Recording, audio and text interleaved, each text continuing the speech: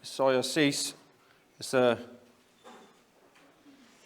bekende gedeelte, amper 'n klassieke teks as dit kom by die verklaring van God se heiligheid, en dis dan die eienskap waarby ons vanaand gaan stil staan. God se heiligheid.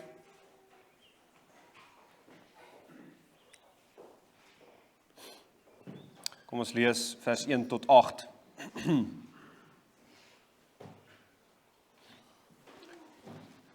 Hoor die Here se woord.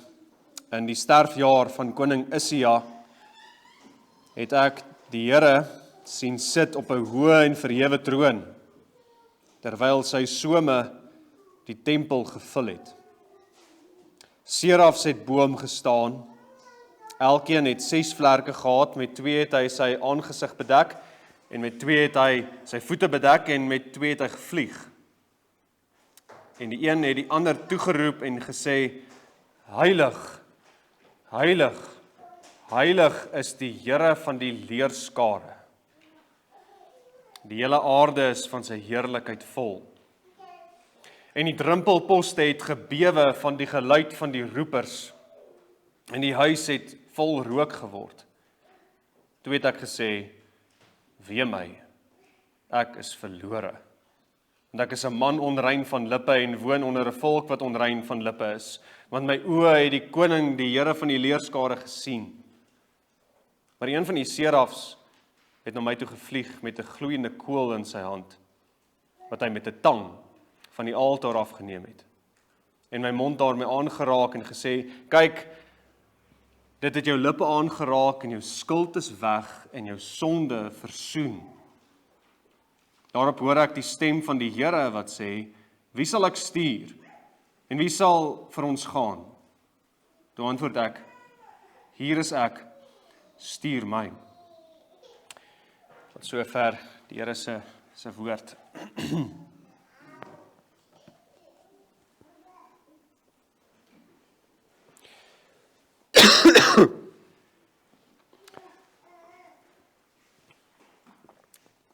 God is heilig. Die basiese betekenis van my woordjie, heilig is, hy's afgesonder, eenkant anders. Hy's afgesonder van en anders as dit wat gewoon is. Dit wat alledaags is. Dit wat, ons kan sê, aards is. Soos die Katekisme sê by die verklaring van die Onse Vader, ons moet nie aards van God dink nie, want hy is heilig. Ons Vader wat in die hemele is heilig. En dan ook per implikasie is hy ook afgesonder van enigiets wat onrein is. Heilig is nie aards nie, maar ook die teenoorgestelde van heilig is dit wat stink. Dit wat ontbind. Dit wat vuil is, dit wat te doen het met die dood, dit wat weg van hom af is. Nou gewoonlik as ons praat, ek het dit net genoem, as ons praat van God se heiligheid, dan dink ons eers aan daai tweede ding wat ek genoem het. Een aspek van God se heiligheid is sy morele reinheid, sy suiwerheid van enige sonde, dat hy nie enige sonde het nie, en dat hy nie naby enige sonde kan wees nie, dat sonde nie naby hom kan kom nie. Maar dis nie al wat dit beteken nie. Ons kramp het eintlik weg van die idee van 'n heilige persoon, want ons kleer dit in met die Romeinse idee daarvan. Maar ons is ook geheiligdes, en ons word geroep om heilig te wees, self heilig te wees. Wees heilig, want ek is heilig, sê die Here. As ons reg deur die skrif kyk na God se heiligheid, dan sien ons dit het altyd te doen met sy heerlikheid, of dit gaan altyd saam met sy heerlikheid. En dis daarom ook noodsaaklik dat ons, as ons nou gaan kyk na God se heiligheid, dat ons eers net ook sien, wat is God se heerlikheid, of sy eer, sy glorie. Dit is dit wat hy aan geen ander sal gee nie, sê Jesaja 42 vers 8. En dit, sy heerlikheid, of sy eer, of sy glorie, is die tentoonstelling van al sy eienskappe, wat hom afsonder van alles anders. Met ander woorde, die duidelikmaking, die tentoonstelling van al sy eienskappe wat sê, daar is net een soos hy. Dis sy heerlikheid, of sy majesteit. Daar is net een majesteit. As hy hom openbaar as die ewige, dan openbaar sy heerlikheid, want dit is duidelik, daar is net een ewige. As hy hom openbaar as die liefdevolle een, die een wat liefde is, dan wys hy sy heerlikheid. Dis die tentoonstelling van sy eienskappe wat sê, daar is net een soos hy. As hy kom in oordeel, dis baie duidelik, dan wys hy heerlikheid. Hy is God en koning. Ons het dit gesien daar in Exodus 3, waar die Here verskyn in sy heerlikheid aan Moses, in die brandende bos, in hierdie beeld van vuur en heerlikheid. Die skyn van sy heerlikheid maak die grond heilig. En die Here sê dan ook vir Moses in Exodus 33, dat sy heerlikheid by hom sal verbygaan. En wanneer dit dan gebeur, dan gee die Here vir Moses 'n openbaring van wie hy is. Hy is die Here, die goeie God, lankmoedig en goedertieren, genadig, barmhartig ensovoorts. Hy openbaar homself. Dis die skyn van sy volmaaktheden. En dit laat Moses se aangesig blink. 'n Teken van heiligheid, want hy die seun van God ontmoet. Die openbaring van wie God is.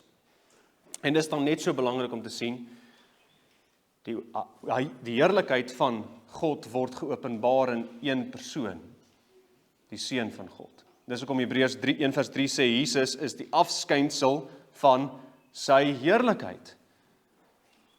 Die tweede persoon van die drie-eenheid openbaar die drie-enige God se heerlikheid. Hy het gekom om dit te wys. Die een wat in die boesem van die Vader was, die het hom verklaar. Die woord het vlees geword en hom kom verklaar, kom wys wie is God drie-enig. En dis hy wat genoem word ook, Jesus word genoem, die heilige en waaragtige een. Hy is die heilige, want hy openbaar die heilige een. En dit is ook hoekom heiligheid ook kan beskryf word as God se skoonheid, of sy lieflikheid. Soos Psalm 27 vers 4 sê, dit het ek begeer om die Here se lieflikheid te aanskou.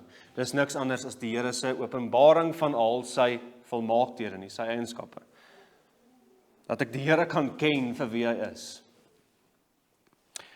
En dit gaan daarom ook saam met sy volmaaktheid in rykdom van al sy eienskappe of deugde. Dis alles van God wat by ons die diepste en hoogste ontzag moet wek. Want hy is in sy heerlikheid en heiligheid ontzagwekkend. Hy wek ontzag. So enige openbaring van God waar hy ontzag moet wek by sy skepsels. Dit is sy heerlikheid en ook genoem sy heiligheid. In kort, God se heiligheid is sy totale andersheid as deur sy heerlikheid vir sy heerlikheid. Net weer, God se heiligheid is sy totale andersheid deur sy heerlikheid vir sy heerlikheid. En ons sien presies dit in Jesaja 6. Ons sien 3 dele van God se heerlikheid of sy heiligheid. Hy is heilig in sy verhewenheid. Hy is heilig in sy morele reinheid, sy regverdigheid, en hy is heilig in sy liefde. Sy verhewenheid, sy morele reinheid en sy liefde. Daardie 3, of sy verbondsliefde, daardie 3 wys sy heiligheid. So eerstens dan, God se heiligheid en sy verhewenheid. Ek het nou so 'n bietjie reeds daarvan genoem, want sy verhewenheid is dit wat juis vertoon word in sy heerlikheid. Dis die vraag wat Eksodus 15 vers 11 ook vra, wie is soos u? Daar is niemand soos u, so verhewe, verheerlik in heiligheid, gedig in roemryke dade, een wat wonders doen. Wie is soos U? En dis nou net na die deurtog deur die Rooi See. Kyk, wie is die Here? Hy is die een wat sy vyande verpletter, en hy is die een wat sy volk verlos. Wie is soos U? Verheerlik in heiligheid.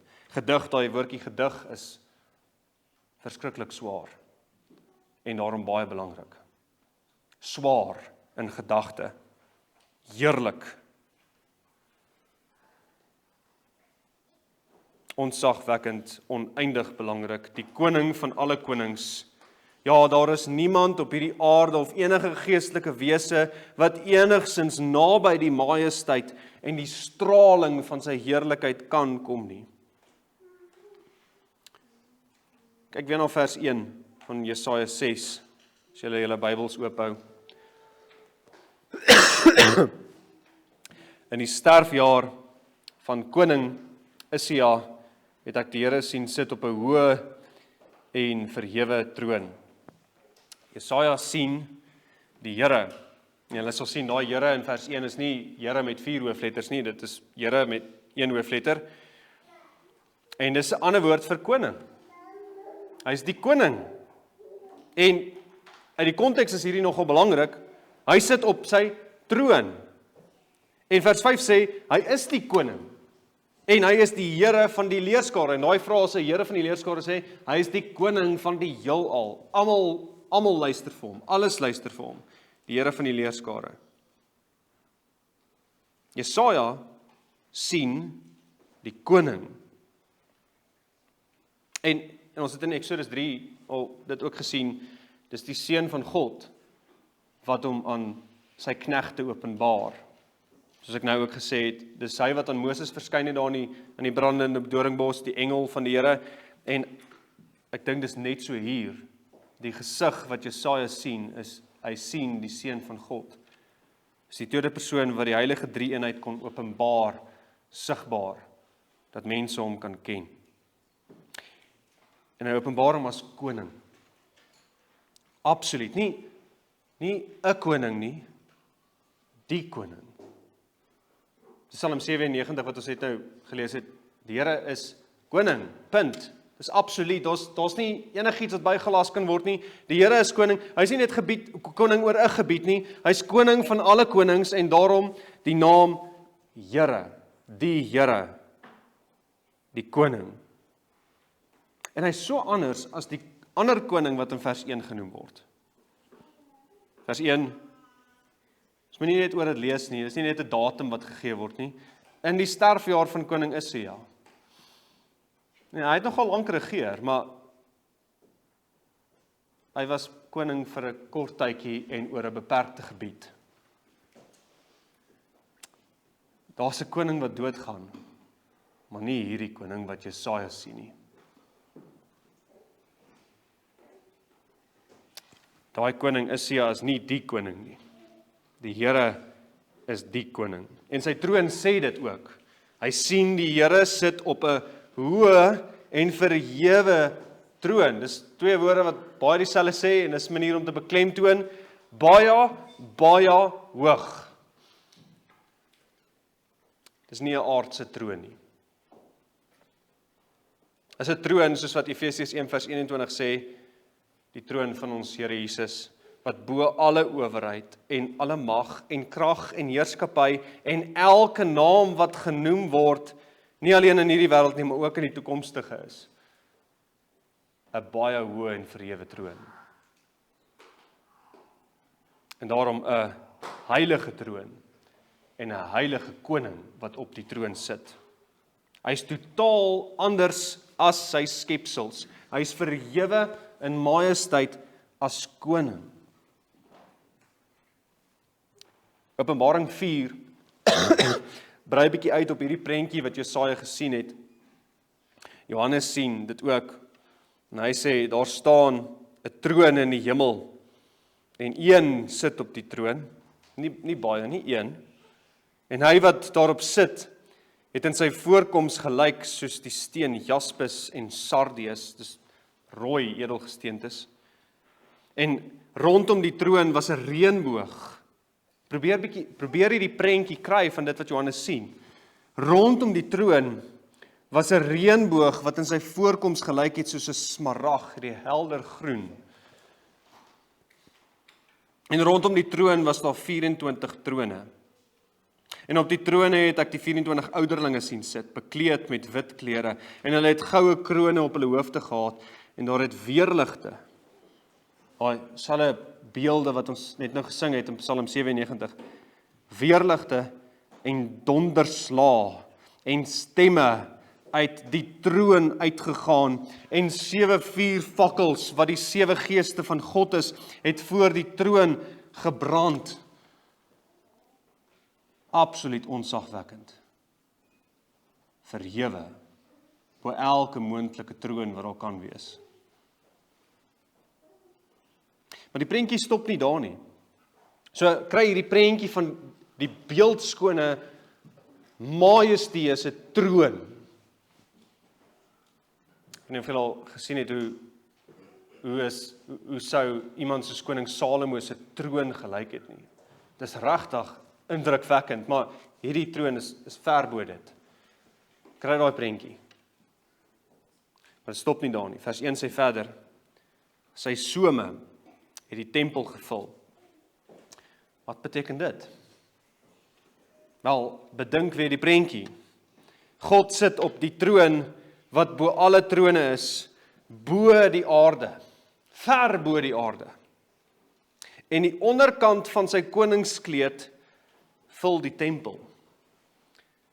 En die tempel is die hoogste deel waar die volk die Here kon aanbid. Die tempel is die hoogste deel waar ons kan kom by God. En sy soem, die onderkant van sy koningskleed, hang daar. So hoe hoog is sy troon nie? Maar dit sê nie net, dit sê, die Here is verhewe ver bo ons verstande, maar dit sê nog iets. Dit sê, hy is so goed, dat hy nie omskei van sy skepping nie. Hy word duidelik onderskei van sy skepping, maar hy is so goed, dat hy sy heerlikheid, die hoë verhewe koning wat op die troon sit, sy some, vul die tempel, sodat mense dit kan sien. Dat mense net 'n klein stukkie van sy heerlikheid kan raak sien, dat hulle net daaraan kan vat, dat hulle hom kan ken. En ons Here Jesus het dit kom wys, dat hulle hom kan ken, net 'n klein stukkie, dat ons die drie-enige God kan ken.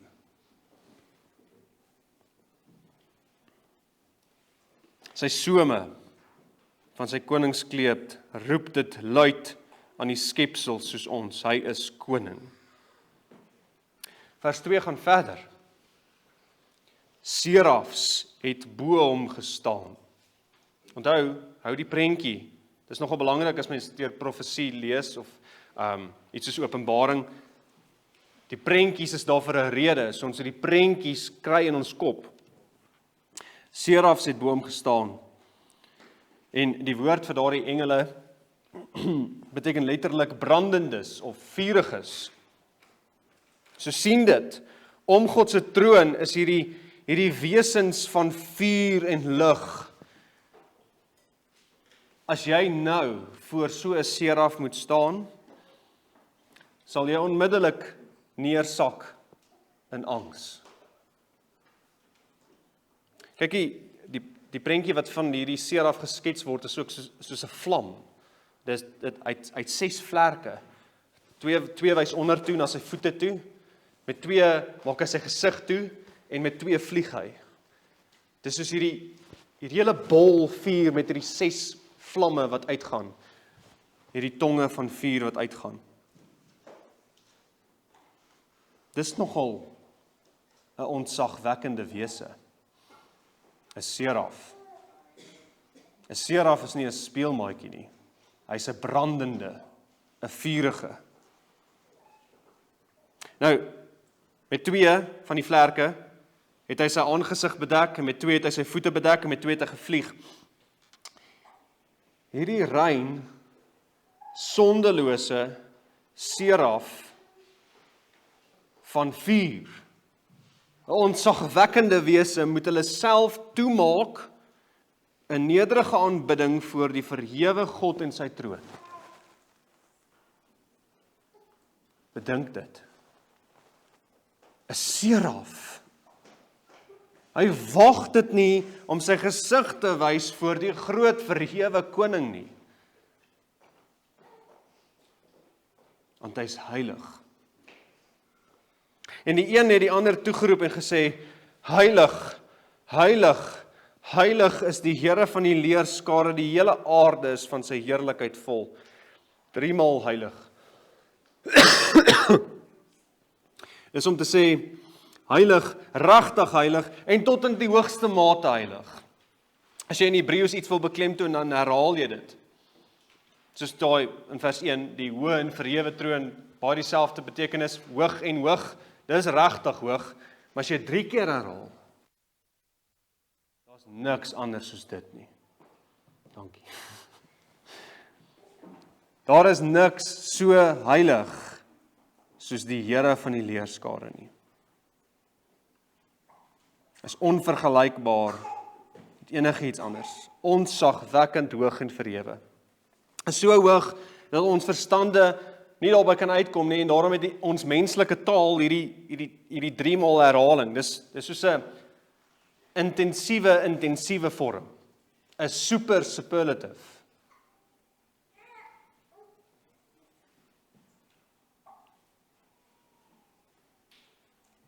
En God laat daardie heiligheid bekend word, en daarom sê hulle, die hele aarde, daai selfe idee van sy some wat die tempel vul, die hele aarde is van sy heerlikheid vol. God wys sy heiligheid, en dan word dit sy heerlikheid. God wys sy heiligheid, en dan word dit sy heerlikheid, en dis oor die ganse skepping.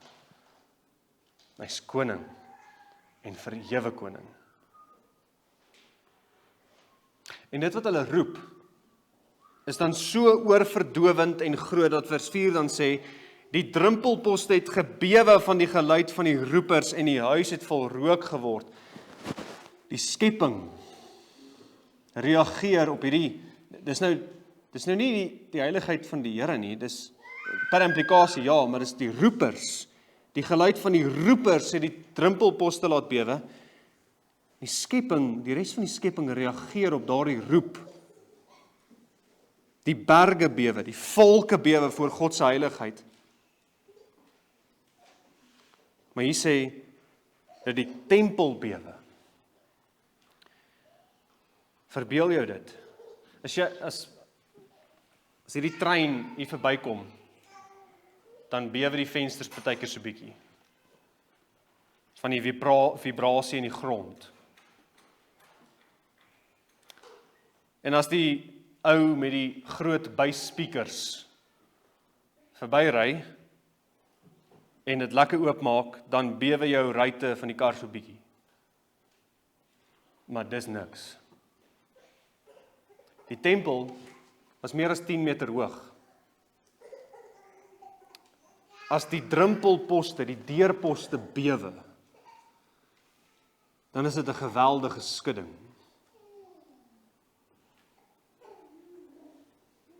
Dink wat se volume, wat se bas, wat se ontzagwekkende geluid dit nie moet wees nie. So verbeel jou, dit wat Johannes sien, dit wat Jesaja sien, hier in die troonkamer van die Here, roepers wat dag en nag roep, heilig, heilig, heilig, is die Here van die leerskare, onophoudelik, konstant, en met elke roep bring dit hierdie geweldige skudding, wat sê, jy moet bewe voor die 3 maal heilige God. Want, ek weet nie of julle dit opgelet het nie, maar alles wat tot by vers 4 beskryf word, is dinge rondom die koning. Sy troon, sy soem, die engele. Dis nie die koning nie. En as alles rondom die koning so is, hoe is hy nie? Hoe heilig is hy nie? Verstaan julle dit? Het hierdie jou al getref? Jesus is die lam, baie beslis, en ons kom nou daarby, maar hy is ook die leeu, wat jou oordrom sal bars, as jy langs hom staan as hy brul. Waag dit, om met jou modderklere voor sy troon te gaan staan op die see van glas. Waag dit om op jou geregtigheid iets voor hom te eis.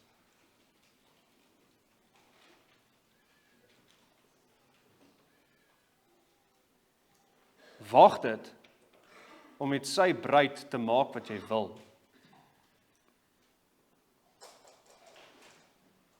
Waag dit om vir hom te sê hoe jy hom wil aanbid. Dit is ondenkbaar.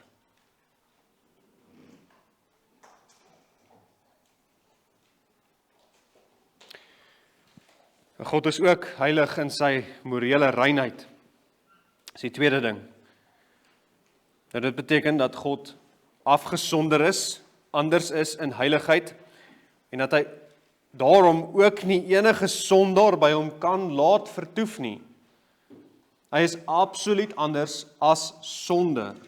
Anders gestel, as God in sy heiligheid so verhewe is, soos ons nou gesien het, dan het dit natuurlik ook morele implikasies. Moreel, dit wat reg en verkeerd is. Die son is 'n prentjie daarvan in ons sonnestelsel.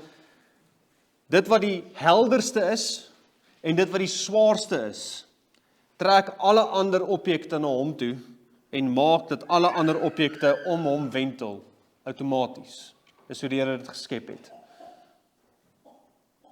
Heiligheid en heerlikheid vereis outomaties iets moreel. Daar's iets wat outomaties kom van reg of verkeerd. Alle skepsels moet voor hom neerbuig, want hy's die koning. En daarom moet hy ook, in wie hy is, afgesonder wees van enige iets, enige ding in sy skepping, wat rebelleer teen dit. God se heiligheid is sy totale andersheid deur sy heerlikheid en vir sy heerlikheid, en daarom is hy ook totaal anders as enigiets wat nie aan hom die eer wil gee nie. Hy's vir sy heerlikheid, deur sy heerlikheid, en daarom kan dit nie anders nie. Hy's teen, weg, afgesonder van enigiets wat nie om die eer wil gee nie. En Jesaja verstaan dit baie goed toe hy die Here sien. Die tempel se poste bewe en die rook vul die tempel. Dit was prentjies om te sê, Jesaja, jy kan nie inkom nie. Elke keer as die tempel gevul is met daai rook, dan is dit die heerlikheid van die Here wat die tempel vul, en dan kan hulle nie ingaan nie. Die priesters wat diens doen, kan nie ingaan nie. Jy kan nie gemeenskap hê met die driemaal heilige God nie. Jy mag nie inkom nie. Jy mag nie eers naby wees nie. En daarom sê hy in vers 5, wee my, ek is verlore, want ek is 'n man onrein van lippe en woon onder 'n volk wat onrein van lippe is, want my oë het die koning, die Here van die leerskare gesien. Ek is 'n sondaar voor die oë van die heilige van Israel. En dis belangrik, hy noem nie verskriklike sondes soos moord nie. Hy noem 'n ligte sonde, onreinheid van lippe. Al my woorde is nie suiwer nie, en dit tref hom geweldig. Hy is onrein voor die koning, ook want hy het homself nie afgesonder van ander sondaars wat daardie skynbare ligte sonde gepleeg het nie.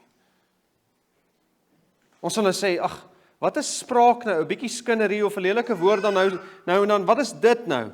Maar Jesaja verstaan. Habakuk 1 vers 13, God is die heilige wat te rein is om die kwaad aan te sien en die onreg nie kan aanskou nie. Geen enkele onreg nie. In Psalm 24 wat ons net nou gesing het, wie mag klim op die berg van die Here? Wie mag staan in sy heilige plek? Net die wat rein van hande en suiwer van hart is, wat sy siel ophef na nietigheid nie en nie vals sweer nie. Dis die standaard. Want God is heilig in morele reinheid. En hy besef, as hy nie in die tempel kan inkom nie, dan mis hy nie maar net bietjie uit nie. Hy bewe voor die heilige God, en selfs die kleinste oortreding van God se wet is rebellie teen die eis van sy heerlikheid. En hy verstaan daarmee ook, net wat in die vorige hoofstuk gesê word, Jesaja 5:16, maar hoog sal die Here van die leerskare wees deur sy strafgerig, en die heilige God sal hom as die heilige laat ken deur geregtigheid. Ons het laas keer daarna gekyk. Hy sal sonde straf.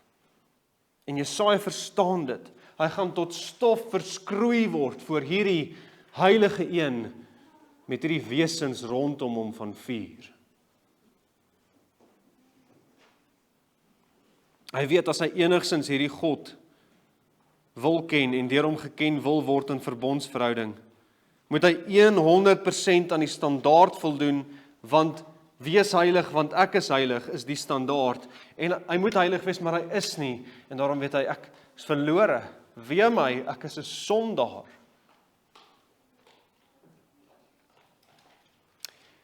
Maar prys die Here vir vers 6 en 7.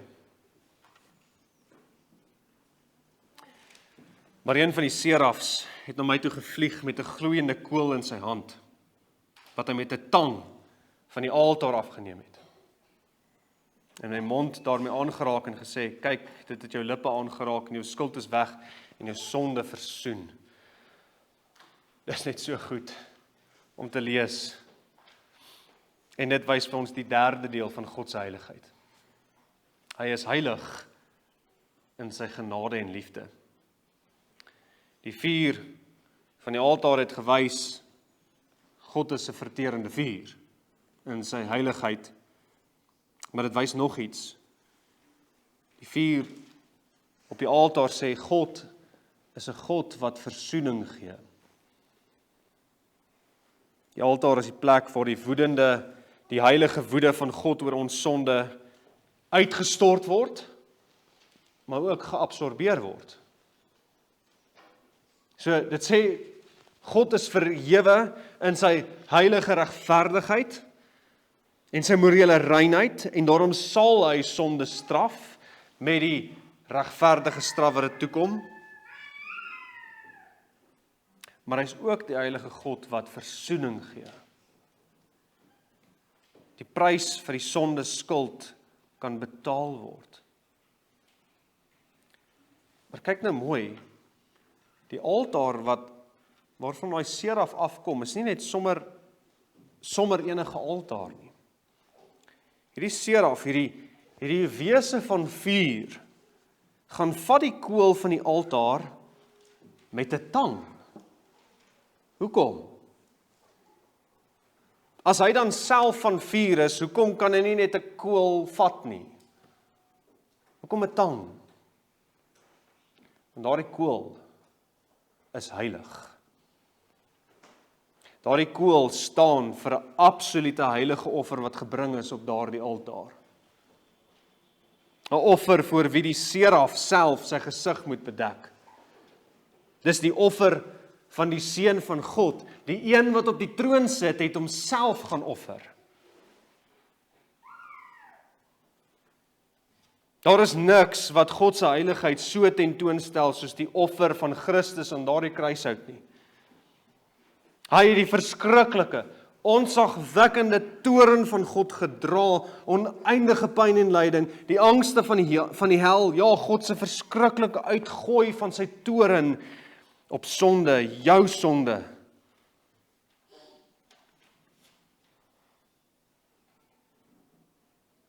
Saam met Jesaja 61, hy het die heilige een getrap in die pers van sy oordeel, dat sy sap op sy kleed gespat het. 'n Ontzagwekkende, heilige, oneindige groot offer. En daarom kom daai seraf met 'n tang. Hy kan nie aan dit vat nie. Maar hy kom na Jesaja se lippe toe. Nou, jy kan nogal brand op enige plek van jou lyf, maar jou lippe is baie sensitief. En hier kom hierdie kool wat die seer af moet vat met 'n tang, en hy bring dit na Jesaja se lippe toe, die plek waar hy sy sonde bely het, dis ook nogal beduidend, en hy raak aan Jesaja se lippe daarmee, maar Jesaja se lippe verbrand nie. Jesaja se lippe is onrein voor die heilige God, dit moet verteer word deur hierdie vuur van die altaar, maar dit doen nie. Inteendeel, hy raak sy lippe daarmee aan en sê, jou skuld is weg en jou sonde versoen. Prys die Here. Daardie offer van daardie altaar het die straf gedra wat Jesaja moes dra aan sy lippe. En die Here het versoening bewerk. Maar dit bewerk nie net sonde vergifnis nie. Die Here vat nie net die sonde weg nie. Hierdie kool maak Jesaja geskik vir die troonkamer. Want vers 8 sê dan nou, hy sien nou nie meer net hierdie wesens nie. Daarop hoor ek die stem van die Here, wat sê, wie sal ek stuur en wie sal vir ons gaan?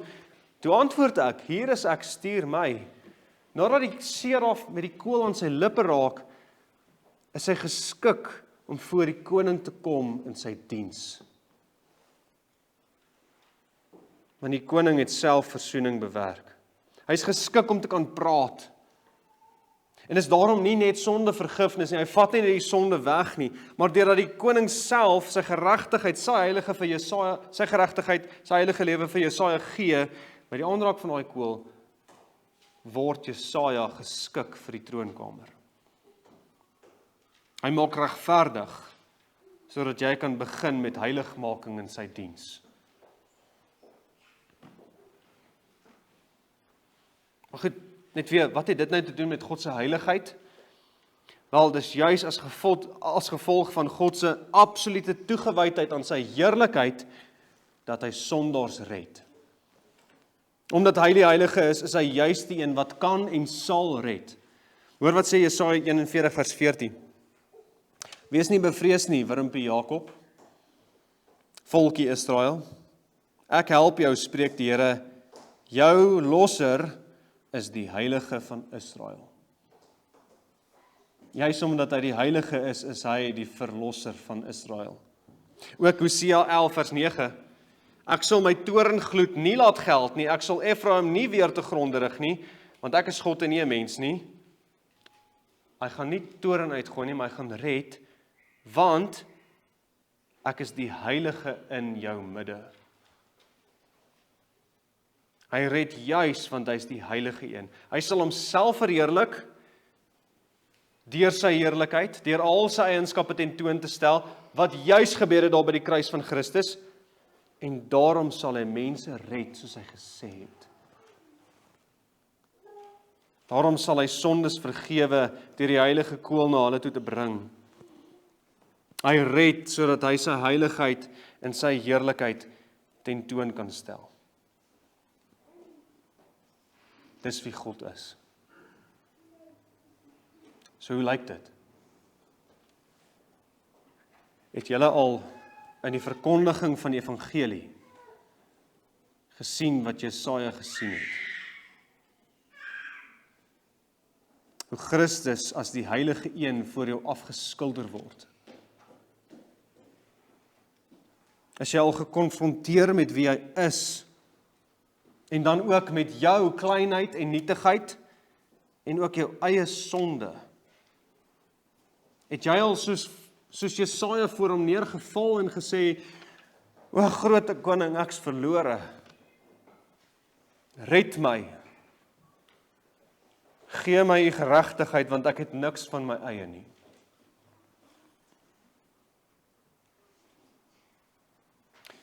Weet julle, dis as jy so voor die Vader neerval in smeking, dat jy heilig gemaak word deur die bloed van die lam, soos Jesaja, geskik vir die troonkamer in sy diens.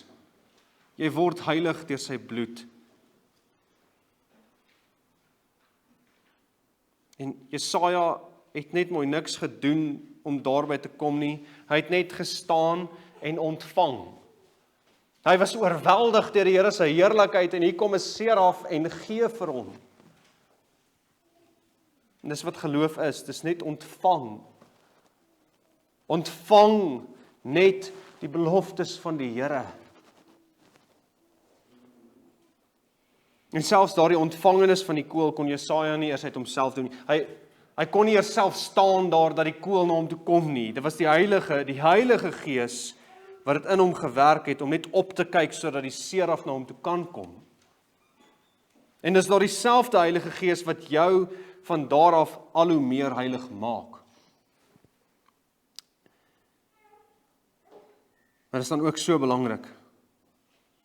Die Heilige Gees laat jou die Heilige Koning sien.